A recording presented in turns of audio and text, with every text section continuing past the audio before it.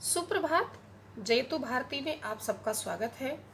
आज हम क्षितिज काव्यखंड में चंद्र गहना से लौटती बेर कविता का अध्ययन करेंगे। इसके कवि केदारनाथ अग्रवाल जी हैं। ये प्रगतिवादी विचारधारा के प्रमुख कवि माने जाते हैं। जन सामान्य का संघर्ष और प्राकृतिक सौंदर्य इनकी कविताओं का मुख्य विषय रहा है। प्रस्तुत कविता में कवि का प्रकृति के प्रति गहन अनुराग व्यक्त हुआ है। चंद्रगहना एक गांव का नाम है। कवि चंद्रगहना नामक गांव में गए और जब वहां पर उन्होंने चारों ओर प्राकृतिक दृश्य देखे तो वहां से वापस आते समय लौटती बेर कवि ने उन प्राकृतिक दृश्यों का वर्णन किया है। तो यहाँ पर बेर शब्द का अर्थ कोई फल नहीं है। बेर अर्थात बार। जैसे हम कहते हैं कि हमारे क्रांतिकारी कई बार जेल गए, तो ये वही शब्द है कि चंद्र गहना से लौटती मतलब वापस आती बार। तो जब चंद्र गहना नामक गांव से कवि वापस आ रहे हैं तभी उन्होंने उन प्राकृतिक दृश्यों का वर्णन किया है।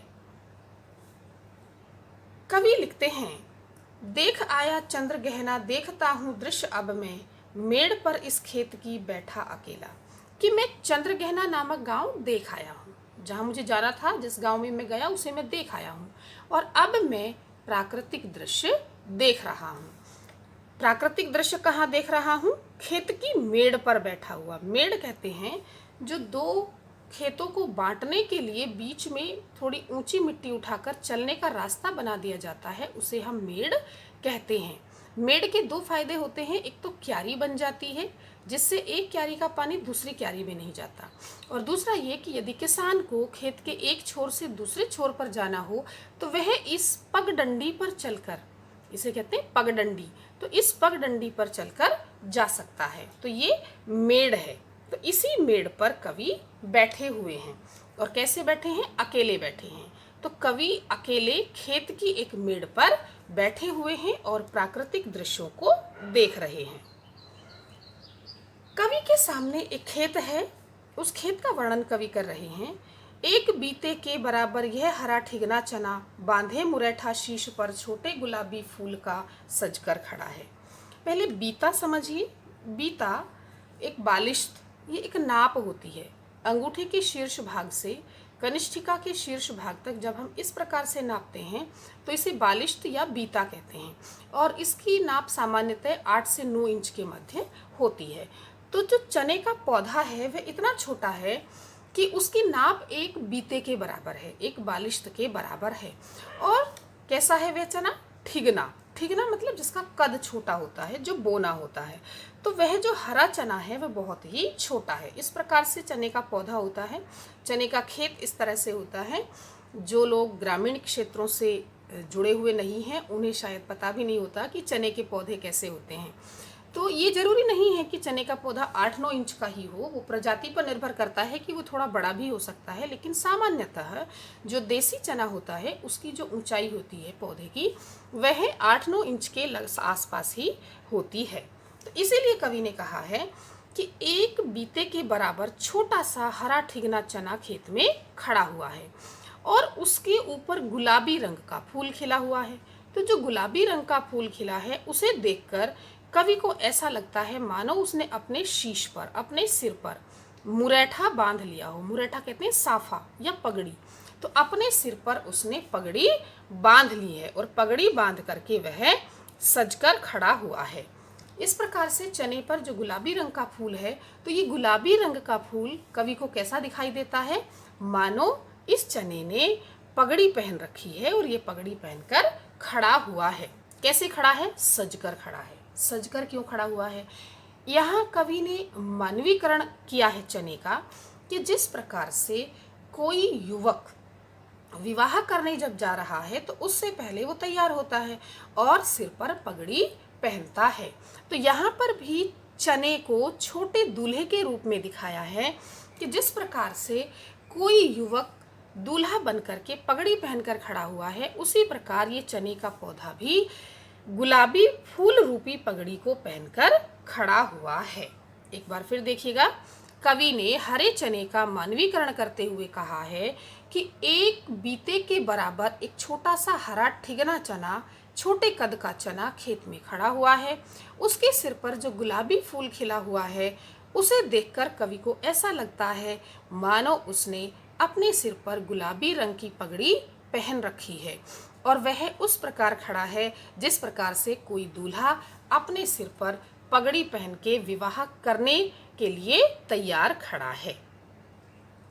पास ही मिलकर उगी है बीच में अलसी हठीली, देह की पतली कमर की है लचीली, नील फूले फूल को सिर पर चढ़ाकर कह रही है जो छुए यह दूं हृदय का दान उसको। और पास में ही अलसी उगी हुई है।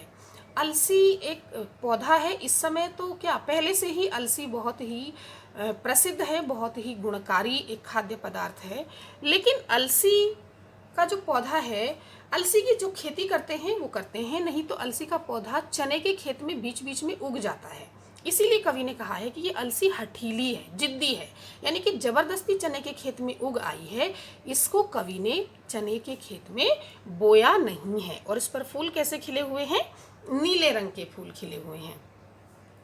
तो कवि कहते हैं कि पास में ही, यानी कि चनों के बीच बीच में ही जो अलसी है वो जबरदस्ती उग आई है। और अलसी कैसी है? देह की पतली है, यानी कि उसका शरीर जो है वो पतला है, उसका तना बहुत ही कमजोर होता है, पतला होता है। इसलिए ऐसा लगता है जैसे उसकी कमर बहुत लचीली है, क्योंकि जब हवा चलती है तो वो चने से अधिक हिलती है, बार बार वो पृथ्वी को स्पर्श करती है, गिर जाती है धरती पर, फिर उड़ जाती है। तो इसीलिए कवि कहते हैं कि जो अलसी है, ऐसा लगता है उसे देखकर जैसे उसका शरीर बहुत पतला है और उसकी कमर बहुत लचीली है। नीले फूले फूल को सिर पर चढ़ाकर, और उसके सिर पर कौन सा फूल उगा हुआ है? नीले रंग का फूल। तो नीले रंग के फूल को उसने अपने सिर पर धारण कर रखा है। और वह क्या कह रही है? वह कहती है कि जो भी मेरे इस फूल का स्पर्श करेगा मैं उसी को अपने हृदय का दान दूंगी। यहाँ पर अलसी का एक युवती के रूप में मानवीकरण किया है। जिस प्रकार से प्राचीन काल में कन्या के विवाह के लिए कोई भी शर्त या प्रतियोगिता रख दी जाती थी, जैसे सीता स्वयंवर के लिए जनक जी ने एक शर्त रखी थी कि जो भी धनुष को उठाएगा उसी के साथ सीता का विवाह होगा। उसी प्रकार से जैसे द्रौपदी के स्वयंवर की शर्त थी कि जो भी मछली की आंख बेध देगा उसी के साथ द्रौपदी का विवाह होगा। तो यहाँ पर जो युवती रूपी अलसी है वह क्या कह रही है कि जो भी मेरे इस फूल का, कैसे फूल का? नीले फूल का स्पर्श करेगा उसी को मैं अपने पति के रूप में वरण करूंगी। और सरसों की न पूछो हो गई सबसे सयानी। और कवि कह रहे हैं, अब इससे पहले चने का, अलसी का वर्णन हो गया, अब वो दूसरे खेत में जब दृष्टि डालते हैं तो उन्हें सरसों की फसल दिखाई देती है। और सरसों की न पूछो, इसमें सरसों की विशेषता को बढ़ा चढ़ाकर कहा गया है कि सरसों की तो बात ही मत पूछो, वह तो सबसे सयानी हो गई है, यानी कि सरसों के पौधे बड़े होते हैं, तो इसलिए कवि कहते हैं कि वह तो सबसे सयानी हो गई है। और ऐसा लगता है मानो हाथ पीले करके ब्याह मंडप में आ गई हैं। यानी कि जब कन्या का विवाह होता है तो एक रस्म है कि उसके हल्दी से हाथ पीले किए जाते हैं। तो सरसों पर तो पीले पीले फूल खिले हुए हैं, तो इसीलिए कवि कह रहे हैं कि ऐसा लगता है मानो सरसों ने अपने हाथ पीले कर लिए हैं और हाथ पीले करके वह विवाह मंडप में आ गई हैं। जैसे कोई दुल्हन विवाह के लिए तैयार होकर के विवाह मंडप में आती है, उसी प्रकार से सरसों भी अपने हाथ पीले करके विवाह मंडप में पधार रही हैं। अब जब विवाह होता है तो विवाह के समय में जो स्त्री पुरुष होते हैं, महिलाएं होती हैं, वे लोकगीत गाती हैं, बहुत सारे गीत गाते हैं, नृत्य करते हैं। तो यहाँ पर जो प्रकृति का ये विवाह चल रहा है, इसमें कौन गीत गा रहा है? इसमें जो फागुन का महीना है, फागुन का महीना होता है जिसमें होली होती है, और ये वसंत ऋतु का महीना होता है। तो फागुन के महीने, जो मास माने महीना है, वह फाग रूपी लोकगीत गाते हुए मानो आज आ गया है। अर्थात जो फागुन का महीना है वह ही उस विवाह में, प्रकृति के विवाह में फाग रूपी लोकगीत गा रहा है। तो कवि को क्या लगता है? कवि ने मानवीकरण करते हुए कहा है कि सरसों बहुत बड़ी हो गई है, वह विवाह योग्य हो गई है, उसने अपने हाथ पीले कर लिए हैं और वह विवाह मंडप में आ गई है। और ऐसा लगता है मानो जो फागुन का महीना है वह फाग रूपी लोकगीत गाते हुए आ रहा है। देखता हूँ मैं स्वयंवर हो रहा है, प्रकृति का अनुराग अंचल हिल रहा है इस विजन में। विजन कहते हैं निर्जन स्थान, एकांत जगह। तो कवि जहाँ बैठे हुए हैं वह एकांत स्थान है। तो उस एकांत स्थान में कवि क्या देख रहे हैं कि जैसे प्रकृति का स्वयंवर हो रहा है। स्वयंवर का यहाँ पर अर्थ है कि जैसे मैंने अभी इससे पहले बताया कि या तो कन्या के विवाह के लिए कोई शर्त रख दी जाती थी, या कुछ राजा ऐसा करते थे कि घोषणा करा देते थे कि एक निश्चित दिन पर सभी राजकुमार उपस्थित हो जाते थे और कन्या जिसको चाहे उसको अपने पति रूप में चुन सकती थी। तो यहाँ पर कवि क्या देख रहे हैं कि स्वयंवर हो रहा है किसका? प्रकृति का। और प्रकृति का अनुराग अंचल हिल रहा है। अनुराग कहते हैं प्रेम, तो प्रेम रूपी आंचल हिल रहा है, क्योंकि जो ग्रामीण क्षेत्र है उसमें प्रकृति में कवि को चारों ओर प्रेम ही प्रेम दिखाई देता है। स्वयंवर यहाँ पे क्यों हो रहा है? जो चना है वह दूल्हे के रूप में दिखाया है, जो सरसों है वह दुल्हन के रूप में है, जो अलसी है वह एक ऐसी युवती के रूप में है जिसने अपने स्वयंवर के लिए एक शर्त रखी हुई है, और जो फाग का महीना है जो और अलग कई प्रकार के फूल हैं वे वहाँ पर मानो अपनी प्रसन्नता प्रकट कर रहे हैं और फाग नामक लोकगीत गा रहे हैं। तो कवि ने इसीलिए इसमें कहा है कि जो ग्रामीण क्षेत्र का प्राकृतिक स्थान है उसमें चारों ओर प्रेम ही प्रेम बिखरा पड़ा है। दूर व्यापारिक नगर से प्रेम की प्रिय भूमि उपजाऊ अधिक है। व्यापारिक नगर से दूर, व्यापारिक नगर कैसे होते हैं? जैसे दिल्ली, मुंबई, कोलकाता। तो यहाँ पर क्या है कि लोगों में भागदौड़ रहती है, एक स्वार्थ की भावना है, हम एक दूसरे पर ध्यान नहीं दे पाते हैं, हमें अपने पड़ोस में ही नहीं पता होता कि क्या हो रहा है क्या नहीं हो रहा है।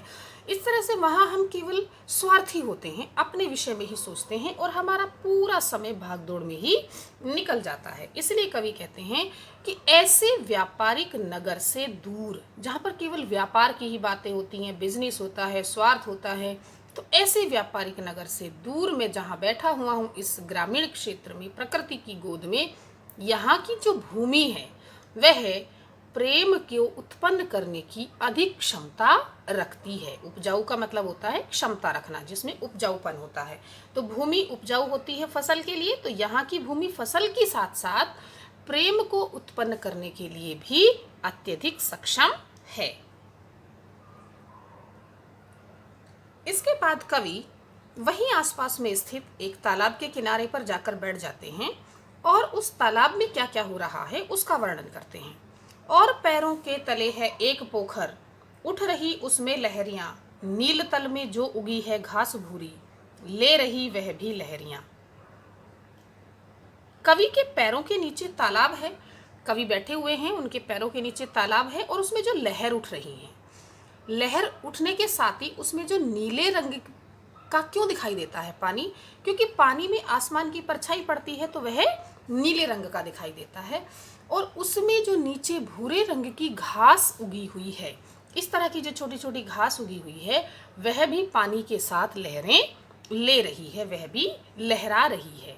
तो कवि इसीलिए कह रहे हैं कि मेरे पैरों के नीचे जो एक पोखर है, एक तालाब है, उसमें छोटी छोटी लहरें उठ रही हैं, और नील तल में, क्योंकि उसका तल ज़्यादा गहरा नहीं होता है तालाब, तो उसका तल दिखाई देता है, तो वो कैसा दिख रहा है? नीला, क्योंकि आकाश की परछाई पड़ रही है। तो उस नीले तल में, नीले स्थान पर जो भूरे रंग की घास उगी हुई है, भूरा कहते हैं मटमैला सा रंग जो होता है, वह भी पानी के साथ साथ लहरा रही है। एक चांदी का बड़ा सा गोल खंभा आंख को है चकमकाता। चांदी का बड़ा सा गोल खंभा, समझिएगा पहले आप।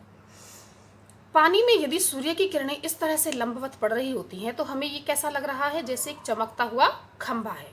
आप इनमें प्रत्येक जो चित्र है उसमें आप यही देख सकते हैं कि यहाँ पर इन्होंने थोड़ा सा, क्योंकि ये सब प्रातः काल का समय है तो उस समय का जो सूर्य होता है वो थोड़ा लालिमा लिए हुए होता है, उसके बाद जब उसकी किरणें पड़ती हैं तो वो बिल्कुल श्वेत हो जाती हैं, और ये जो ऐसा, ये वाली जो लाइन है, ये ऐसा लग रहा है जैसे ये चांदी का बड़ा सा गोल खंभा हो, और जब हम इसको देखते हैं तो हमारी आंखों में चकाचौंध उत्पन्न होती है, चमक आती है, और हम इसे देख नहीं पाते हैं। इसीलिए कवि कह रहे हैं कि जो सूर्य की किरणें पड़ रही हैं, किसमें? तालाब के पानी में, उससे ऐसा लगता है जैसे एक चांदी का बड़ा सा गोल खंभा खड़ा हुआ है और वह हमारी आंखों में चकाचौंध उत्पन्न कर रहा है, चमक उत्पन्न कर रहा है, जिसे हम देख नहीं पा रहे हैं कई पत्थर किनारे पी रहे चुपचाप पानी, प्यास जाने कब बुझेगी। और उसी तालाब के किनारे पर अनेक पत्थर पड़े हुए हैं और पता नहीं उनकी प्यास कब बुझेगी। इस तरह से जो तालाब है उसके चारों ओर पत्थर फैले हुए हैं, तो पता नहीं उनकी प्यास कब बुझेगी।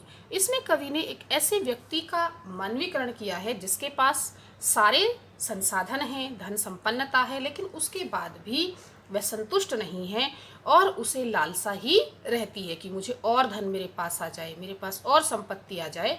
तो ऐसे एक स्वार्थी व्यक्ति का वर्णन इसमें किया है कि पत्थर पानी में ही पड़े हुए हैं, पानी पिए जा रहे हैं, यानी कि उनके पास भरपूर पानी है, लेकिन उसके बाद भी उनकी प्यास नहीं बुझ रही है, उन्हें संतुष्टि प्राप्त नहीं हो रही है। धन्यवाद।